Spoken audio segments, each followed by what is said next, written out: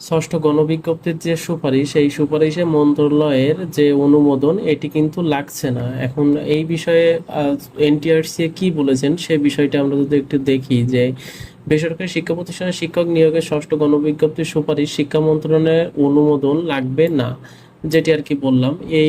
এবার বেসরকারি শিক্ষক নিবন্ধন প্রত্যয়ন কর্তৃপক্ষ এনটিআরসি নিজেই সুপারিশ করতে পারবে।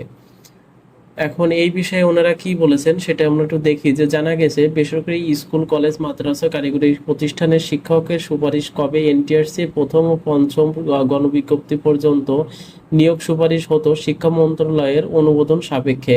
মূলত পুলিশ ভেরিফিকেশনের কার্যক্রম চলমান রেখে নিয়োগ সুপারিশ করতে মন্ত্রণালয়ের অনুমোদন প্রয়োজন হতো। তবে এবার এর প্রক্রিয়ার মধ্য দিয়ে যেতে হচ্ছে না এনটিআরসি কে। এখন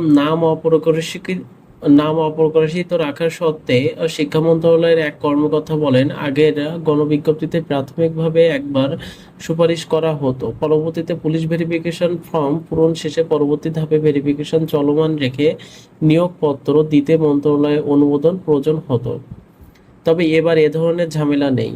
এনটিআরসি নিজেই ভেরিফিকেশন ফর্ম আইন শৃঙ্খলা বাহিনীর কাছে পাঠাবে। অনুমতি প্রয়োজন হলে স্বরাষ্ট্র মন্ত্রণালয়ের দরকার হতে পারে। ওই কর্মকর্তা আরও বলেন, যেহেতু এনটিআরসি শিক্ষা মন্ত্রণালয়ের আওতাধীন একটি প্রতিষ্ঠান, সেহেতু তারা মৌখিকভাবে কোনো কিছু পরামর্শ আমাদের সাথে করতে পারেন। আহ, পরামর্শ করার, অনুমোদন দেওয়ার, এইগুলো আর কি বলা হয়েছে এখানে আর কি। গত 16 জুন লক্ষাধিক আর কি এইগুলো সব বলা হয়েছে যে বিষয়গুলো এনটিআরসি বলেছিলেন। এগুলো আপনারা একটু দেখে নেবেন, আমি বলতে গেলে আরো বেশি বড় হয়ে যাবে ভিডিওটি। তো আমরা এতটুকু বুঝতে পারছি যে আমাদের যে এনটিআরসি এর যে রেজাল্ট, ষষ্ঠ গণবিজ্ঞপ্তির যে রেজাল্ট, এই রেজাল্টের জন্য কিন্তু কোনো আর কি শিক্ষা মন্ত্রণালয়ের কিন্তু অনুমোদন লাগছে না আর কি। সুপারিশের জন্য মন্ত্রণালয়ের অনুমোদন লাগবে না। তো এই বিষয়টি কিন্তু আমরা বুঝতে পারলাম। আর আপনারা যদি আমার ইউটিউব চ্যানেল নতুন হয়ে থাকেন অবশ্যই সাবস্ক্রাইব করবেন। ধন্যবাদ।